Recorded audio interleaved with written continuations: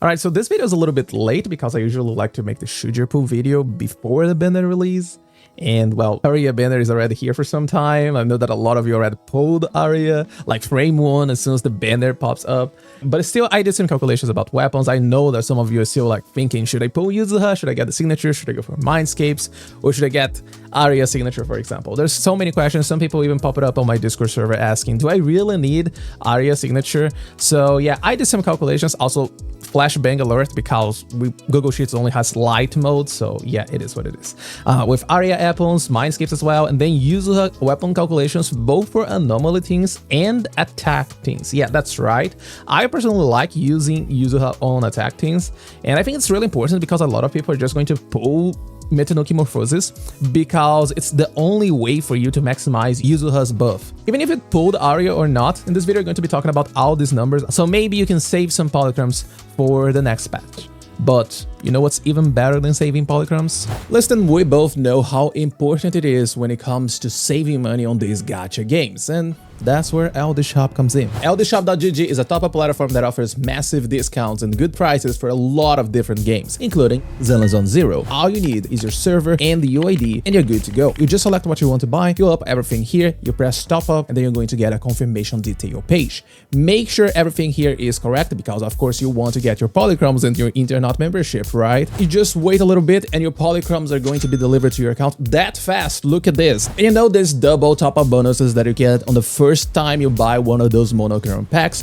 LDShop got you covered because they can trigger the double top bonus for you. And the best part is that whenever you spend $80 in a single month, you get a coupon that allows you to get one of those monthly memberships for free, even in an internet membership, as you can see right here. Register your account using my link down the description and you get a 15 and a 5% coupon that allows you to save up to $50. So stop wasting time and start saving money using LDShop. Thanks LDShop for sponsoring this video.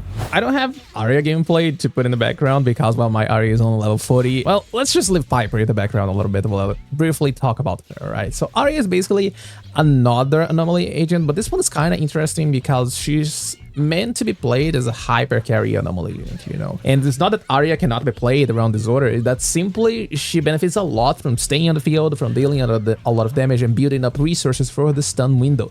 And then on the stun window, you just unleash everything, you trigger a lot of blooms and you deal a lot of damage. And it's a really simple gameplay. You just build up resources, you get to the stun window, and then you just hold basic.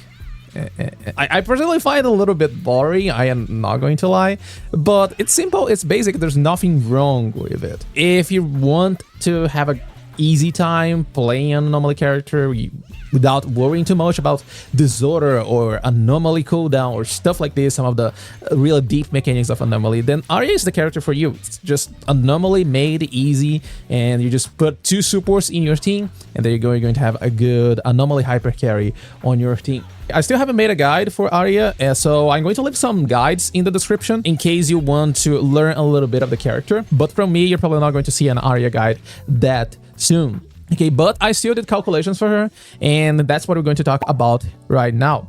So for weapons, you're going to be surprised that it's a pretty massive difference between the signature and other options. I would even say that Weeping Gemini could be even lower. I say this mostly because Nangong is going to release in the next patch, and she's one of the Angels of Delusion. She's meant to be played alongside Aria and Suna, of course, and well, this is a package that basically screams anomaly for you. So if we have a stunner in the team and you're going to be stunning the enemy over and over, this kind of lowers the value of Weeping Gemini because the faster you stun the enemy, the faster you're going to reset all the stacks on your Weeping Gemini. We have Electrolip Gloss, which can also be a good option because you're always going to have anomaly on the enemy, and then this means you can always benefit from the damage of Electrolip Gloss. And the Flight of Fancy is going to provide a lot of anomaly proficiency. Aria can definitely make use of this weapon, but the problem is that this weapon only gives anomaly build-up for you. And anomaly build-up and anomaly mastery, they are 2 different things, meaning that this is not going to increase the bloom damage. This is only going to increase your build-up. And what this means is that in a team that you have no source of disorder, you don't have a second anomaly to actually trigger disorder and make use of this extra build-up, this is not good. You're just overriding your ether anomaly with another ether anomaly, so basically there's nothing going on right here. is just better anomaly damage because, well, Flight Offense is going to provide more anomaly proficiency than Angel in the Shell, but Angel in the Shell is going to provide better bloom damage. This is where most of your damage is actually coming from in Aria. Alright, so basically speaking, if you want to play the hyper carry Aria, then it's really good for you to get her signature engine. Alright, even better than her Mindscape one, that's for sure. Alright, the Mindscape one is really good, but if you want to even use Mindscape one to the full extent, you need a lot of anomaly mastery. There's no reason for you to go for Mindscape one before going for the signature engine, because you're not going to get the 100 crit rate on your blooms from the Mindscape one if you don't have Angel in the Shell. So basically speaking, if you want to invest in your Aria, you go for signature first, and then you can go for Mindscape 1, Mindscape 2, and then after Mindscape 2, you stop. Right? No need to go even further, because the only other breakpoint where you're actually going to get a lot of damage is basically Mindscape 6. So if you want to invest in Aria, it's get Aria, get her signature. After this, you get Mindscape 1, Mindscape 2, and that's it. Further, if you want to actually get some improvement, you should get extra copies on the engine. But even so, I would not recommend doing so because it's not that much of an improvement. All right, so that's it for Aria.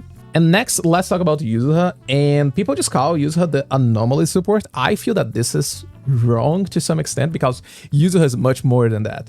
Right? She's a really good support for everyone, period. Back on her release, I even made some streams saying that she's better than Astra, and I still stand by this opinion. I feel that she's better than Astra simply because of how good she is for both attack units and for anomaly units as well. For anomaly units, she's really strong because, well, she has a lot of increased build-up. The build-up can match other characters in your team, which basically allows you to have increased build-up on some of these characters without even the need to build up a lot of anomaly mastery on these characters. And that's not to mention that she's also going to be dealing a lot of damage over time with this one right here, the Sugar Burst Sparkles. This doesn't deal a lot of damage, but if you think about it, this is like 55% damage, like based on Yuzuha attack. This can even deal critical hits, but this is going to happen through the entire fight. So imagine, for example, you're playing Deadly Assault, you're not going to have your EX special at the few first seconds, but I don't know, out of the 180 seconds, you have this damage happening for 170 seconds or so. This is a lot of extra damage that Yuzuha is going to be giving for free while you are playing other characters. What I really like on her is how flexible she is when it comes to build, because, well, if you're playing around Anomaly, then you definitely want to use a 2-piece Anomaly Mastery, Fatal Melody, and then Anomaly Mastery on slot 6. This definitely makes her a little bit bad when it comes to the energy regeneration. But if you're not playing her around anomaly units, you can simply forget all of the anomaly mastery, and then you just straight up go for energy regeneration, such as this disc right here. And then you just stack a lot of attack as well with, I don't know, Astral Voice, 2-piece, you see, and things like this. You don't need to think about anomaly mastery anymore because, well, if you don't have an anomaly unit, it's unlikely that you have her additional ability active. And for attack units, this additional ability is actually not giving you a lot of extra damage. Okay, so basically she's a really good support, really flexible one that works everywhere. And I really, really like this character. Think that she's one of the best supports in the game still. Even better than Astra, yes. And as for calculations, I have both Anomaly and calculations here. For Anomaly, I am still doing the Aria team. The same one that I did before is Aria, Yuzuha, and Suna. And here I want you to pay attention to how close these three actually are to each other. Let's say you don't have Suna, and you just decided to pull, I don't know, Aria signature for, Suna signature for Yuzuha. Then, well, if you're not playing Suna on this team, you're playing, I don't know, Aria, Yuzuha, and Vivian. Question mark. But just for example, let's say you're not using Suna here on this team, and then you can simply use Thought Bob on Yuzuha, and it's still going to be pretty much the same value as Meto no Kimophroses. That's because Thought Bob is just a really good engine for Yuzuha, especially because it says that when the character is not the active character, you get the energy regeneration. This is even better than Whipping Cradle, because Whipping Cradle has that thing right here where it says while off field, but every single time that Yuzuha uses an aftershock, she's going to like spin the field, you know, around the enemy. This is she being on the field, even though she's not the active character. So this disables the energy regeneration for Whipping Cradle. But But Suna signature, you don't have this issue because it says when the character is not active. So basically, you always have the energy regeneration from Top Bop on Yuzuha, which is really, really good. And well, of course, if you are a long time player and you have Whipping Cradle at higher phases, then it's also going to give you a lot of damage and even more damage than Okimorphosis at phase 1, as you can see right here. Things where this weapon can actually feel even better than Whipping Cradle at phase 5 would be disorder teams. So let's say, for example, you're playing, I don't know, Jane, Yuzuha, and Vivian.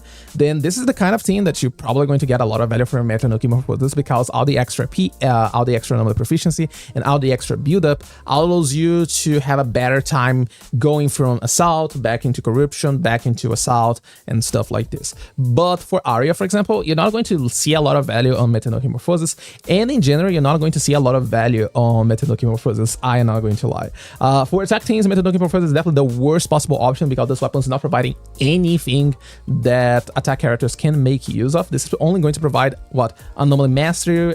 This is only going to be providing anomaly proficiency for other characters other than Yuzuha. So the attack characters, they are not going to make any use of this. So you're better off using Kaboom or Whipping Cradle or, once again, Hot Pop if you have available on your account, and that's it. So basically speaking, this stat right here was done using Harumasa and dialing, which is Harumasa dialing user is one of the best Harumasa things, honestly. If you never saw this in action, if you think I'm lying, I highly recommend to watch R2. I'm going to get one of his videos and just leave in the description as well for you to watch a little bit, because it's a really, really strong team. So if you never use Yuzuha outside of anomaly teams, I highly recommend to give it a chance. You're going to be surprised on how well it actually works. Okay, so because of this, because of all this flexibility, I actually don't even recommend you to pull Meta no Okimorphosis at all. But even if I only play anomaly teams, just get, I don't know, Whipping Cradle at phase 5, honestly. I don't think it's worth your pulls. Don't get Meta no Okimorphosis unless you really want the visual effects. Yuzuha is fine. Yuzuha is a really, really good character, but Meta no Okimorphosis, not that much. And for Mindscapes, I think it's really important to note that Mindscape 1 is pretty much just for anomaly, just like her signature engine pretty much. If you're playing her in attack teams, you're not going to see a lot of value on this. And Mindscape 2 is the most interesting one because it gives a free chain attack whenever you use your EX special or your ultimate. The problem is that getting the value out of this chain attack depends a lot on the unit that is using the chain attack, and of course the team that you're playing as well, because sometimes chain attacks, they're actually not going to give a lot of value for you. Like, yes, it's extra decibels, for example. You also get access to some other buffs from Yuzuha herself here. For example, I know that a lot of people that play Yuzu Ice or Mono Ice with Yuzuha instead of Lycon, you know. This chain attack's pointless for Yuzu Ice, because if you're using your chain attack into Miyabi, yeah, this is extra damage on Miyabi, but then you are flavor matching with Miyabi. And on Yuzu Ice, you actually want to flavor match with Sokaku, which means you need to use Sokaku chain attack after the EX special. And you're not using Sokaku chain attack at all. So it really depends on the team that you're playing. It really depends on the character that you're using, if this chain attack is going to give any value or not. Otherwise, you're only going to be making use of the increased damage and the increased build up as well. So the value of this one can be a little bit diminished, and it's highly depending on the team. So I think that that's all for this character, the TLDR, in case you just decided to jump here. If you plan to get Aria, then her signature engine, and then finish it up with Mindscape 1, maybe Mindscape 2, stop there. Only reason to go further is if you're going all the way to Mindscape 6.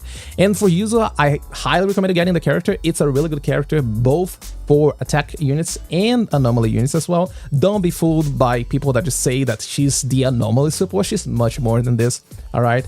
And honestly, you don't need Meta no Okimorphosis on Yuzuha. Just use Kaboom or Whipping Cradle at high refinement. If you have Suna signature, you can use Suna signature on your Yuzuha as well. That's it for today's video. I really hope this video could help you decide where you're going to spend your pulls. And let me know in the comments down below your pull plans for this version. I personally got Aria, and I'm still going to try to get her signature engine. I also have Yuzuha with her signature as well. I got the signature mostly for the visual effects back on her release, not because of power or anything. All right, but yeah, I'm still trying to get Aria. I just got completely destroyed by my Aria pulls. Like, look at this. I had to go all the way. Man, it was so bad. Look at this. I had to go hard PD after losing the 50 to Grace. Where's Grace here? Here, look at this, 16 pages of pulls, and then before Grace, another 16 pages of the full pulls. It was so sad, like, had so many pulls saved up, and at the end of the day, I just had to spend everything just to get Aria, and I don't even know if I'm going to get the signature or not. Oh, here it is, Suna. It's unfortunate. My signature is not even guaranteed. I just don't know if I'm going to get it or not. I hope I do, because, well, you guys just saw the difference. It's a pretty good one. If not, well, it is what it is. I'm just going to use Vivian's signature on my Aria until the rerun, maybe. Because this basically means that I'm going with Nangong Gyu banner with 0 pulls. So, well, it is what it is. Anyway, thank you so much for watching this video. Have a good day, good night, whatever you are. See you next time.